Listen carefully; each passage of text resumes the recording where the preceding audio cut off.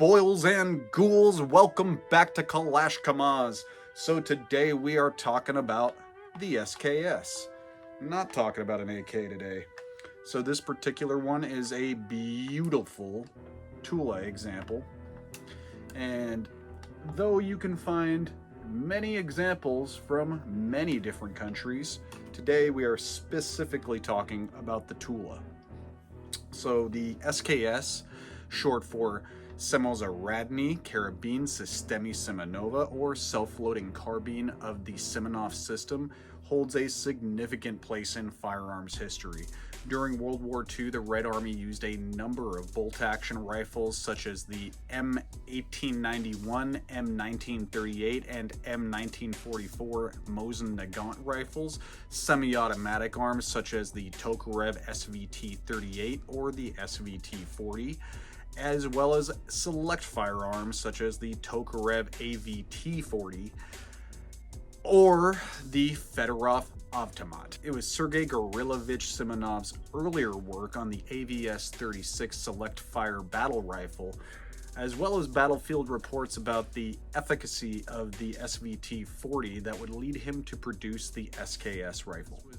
The SKS was developed in the Soviet Union during a transformative period in military innovation, bridging the gap between traditional bolt-action rifles and modern assault rifles. Wait a minute, this is the future. We're all a phaser gun. Designed by Semenov in the early 1940s during a period when the Soviet Union sought to modernize its small arms inventory, the earliest developments of the SKS rifle feature a version chambered in 7.62 by 25 Tokarev, as well as going completely the opposite direction and building at least one known prototype in 7.62 by 54R. He would take design cues from the PTRS-41 anti-tank rifle, also developed by Semenov. Yes, you will see me looking at some notes here. The rifle was praised by the Main Artillery Directorate, or GAU, G-A-U, these days known as the GRAU, G-R-A-U, for its ability to meet its tactical and technical requirements, mainly being its reliability, power, weight, and magazine design. 50 pre-production models were ordered. Now designated the SKS-41, the rifle was to be chambered in 7.62 by 54R. Unfortunately, the trials were put on hold indefinitely by the commencement of Nazi Germany's Operation Barbarossa.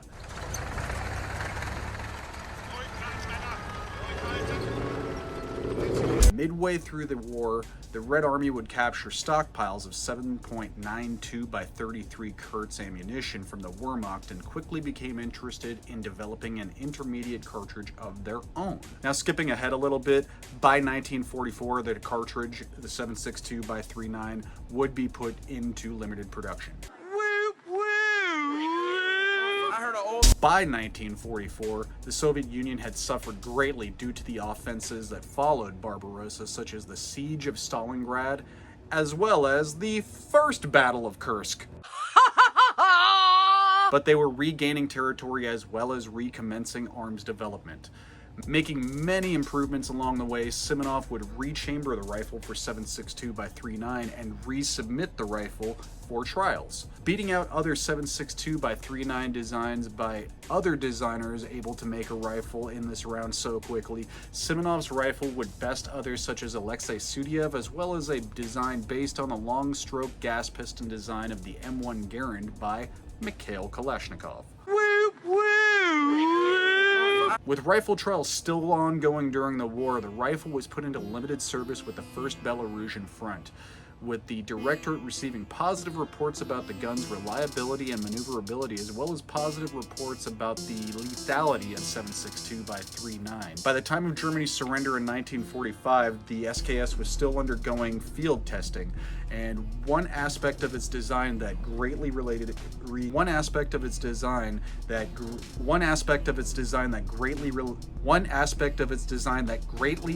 its reliability. I could not get that goddamn sentence out. Oh my god. One aspect that greatly aided the SKS's reliability was loose parts tolerances, allowing dirt and other media to be pushed through the operating mechanism, as well as allow oil to flow more freely through the rifle and push carbon around more freely, allowing the rifle to cycle better. Fucking finally. God damn it. Rather conversely to earlier Soviet designs, which were designed with much tighter tolerances, more akin to German manufacturing. With the rifle's success during field testing, the rifle was accepted by the Directorate and put into full service, now with the designation of SKS-45. The SKS, of course, following the Soviet naming scheme of the rifle's designer coupled with the year of adoption. The SKS was issued into regular service in 1949.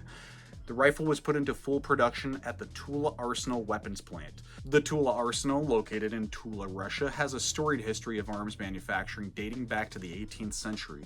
By the mid-20th century, Tula was at the forefront of Soviet arms production, known for its high-quality craftsmanship. The arsenal played a crucial role in meeting the Soviet military's demand for semi-automatic rifles, becoming one of the main production facilities for the SKS. The Soviet Union would produce approximately 2.7 million SKS rifles at the Tula plant from 1949 to 1950, as well as a number of rifles being produced at the Izhevsk arsenal from 1953 to 1954. The SKS would be employed for a relatively short service life, with its last contact as the main infantry weapon of the Soviet Union happening less than 1 year after the Tula plant ceased production on the rifle, with the Hungarian uprising in 1959. The SKS was relegated to parade duty in favor of the AK-47, which had entered service the same year as the SKS rifle. However, when the two were introduced, the AK-47 was intended to replace the PPSH-41 Papasha and the PPS-43 in a submachine gun role, as infantry tactics at the time were based around the SKS and RPD light machine gun. The SKS was not replaced due to any function or design issues. Rather, its role was less appropriate as the Soviets looked to mechanize their infantry, phasing out foot-bound light infantry in favor of a more mobile force that could be deployed from armored vehicles.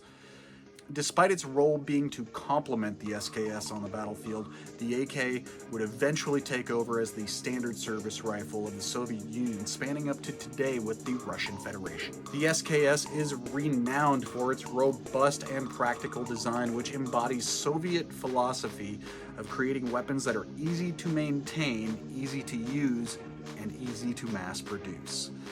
The rifle is chambered in the 7.62 by 3.9mm cartridge, a standard cartridge for Soviet arms.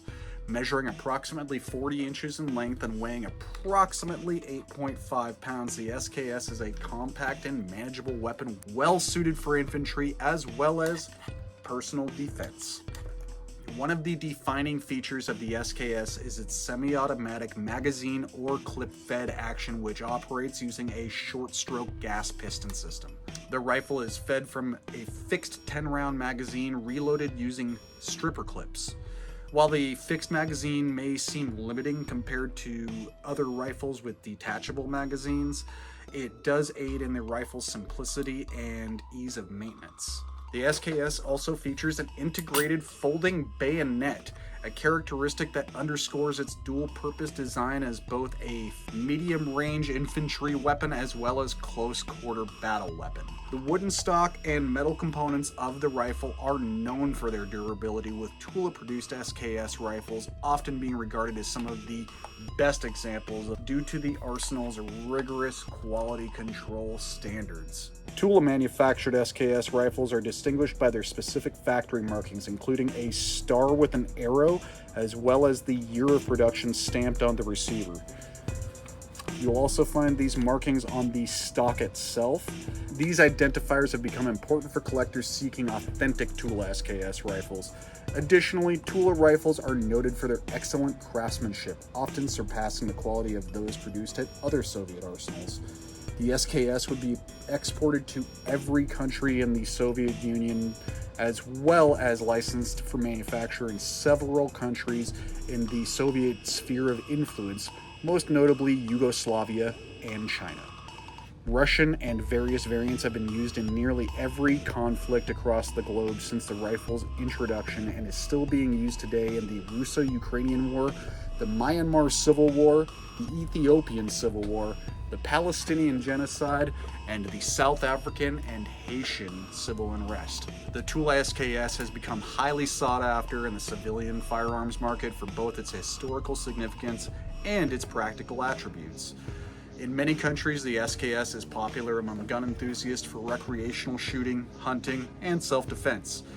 Legal considerations regarding SKS rifles vary country to country. Some regions do restrict it due to its military provenance. However, some countries just treat it as a regular old sporting rifle, like here in the good old US of A. Its fixed magazine has also, in some cases, aided the SKS to circumvent certain regulations regarding military or assault weapons to get to places, like California. The ability to customize and modify the SKS has also endeared its users. Common modifications you'd see, Archangel stocks, the polymer stocks, as noted by the attempted Trump assassins SKS. Some people are calling it a Bubba Blaster, but I thought that thing was fucking awesome. Some people like to, attempt to add optics in, some way. Some people do actually convert these to take AK magazines. We'll be talking about that a little later. Mostly, though, I'd say purists, they really prefer to just leave the rifle as is. I mean, they're beautiful, they're functional, they are reliable, no real reason to touch it. And yet, rifle is fine. The SKS rifle, the Tula SKS in particular, has left an indelible mark on firearms history. As one of the first widely adopted semi-automatic rifles in military service, it set the stage for subsequent developments in small arms technology. Its design principles, simplicity, reliability, practicality, can be seen in later firearms, notably the AK-47. It is the 9th most produced semi-automatic gun in history. The SKS has appeared in numerous films, television shows, video games, often representing the archetypal Soviet-era weapon. Its association with historical events such as the Cold War and various conflicts in Asia, Africa, has cemented its place in the collective memory of the 20th century. For many, it represents a tangible connection to a pivotal period in military history when the world transitioned from an era of bolt-action rifles to the age of automatic and semi-automatic firearms. Its continued use in both military and civilian context is a testament to the enduring appeal of its design. The Tula SKS is more than just a firearm. It is a symbol of a transformative era in military history, combining reliability, simplicity, innovation, and just beautiful design. It played a crucial role in bridging the gap between traditional and modern small arms. From its origins in the Soviet Union to its widespread use around the world, the SKS has left a lasting legacy. While it may no longer be the weapon of choice for modern military, its impact on firearms development is undeniable. The Tula SKS stands as a testament to the ingenuity of its designers and the enduring quality of its craftsmanship, ensuring its place in the annals of firearms history for generations to come. Yes, I was reading my own notes there through that whole fucking thing, but I hope you have enjoyed this look at the beautiful Tula SKS. Now y'all stay safe. Have fun. Do stupid.